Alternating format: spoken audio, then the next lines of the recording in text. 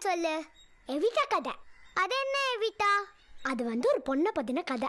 அவள் எப்போவுமே ஃபெயில் ஆவாளா, அதனால ஸ்கூலில் இருக்கிறவங்களாம் அவளை எப்போவுமே ஸ்டூப்பிட் ஸ்டூப்பிட் ஸ்டூப்பிட் ஸ்டூப்பிடுன்னு தான் கூப்பிடுவாங்க. அவளை யாருக்குமே பிடிக்காது. ஆனால் அவள் ரொம்ப பிரில்லியன்ட். எப்படி ஃபெயில் ஆனால் பிரில்லியன்ட்டு?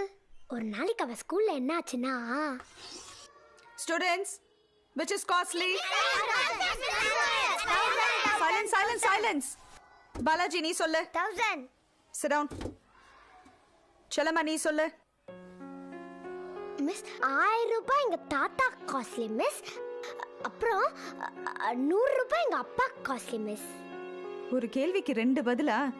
Idiot. Sit down.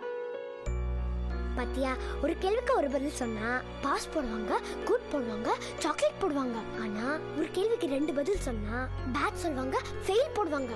ஆனா எவிட்டாவுக்கு ஒரு கேள்விக்கு 2 பதில், 4 பதில், 6 பதில், 8 பதில், 10 பதில் கூட தெரியும். அப்போ அவ பிரில்லியன்ட் தானே?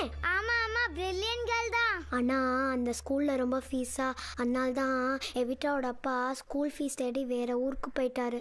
எந்த ஊருக்கு? எர்ணாகுளம். அது என்ன எர்ணாகுளம்? எர்ணாகுளம். அங்க இருக்கிற மீனை பிடிச்சி தான் எவிட்டாவோட அப்பா ஸ்கூல் ஃபீஸ் கொண்டு வருவாரு. அப்படியா?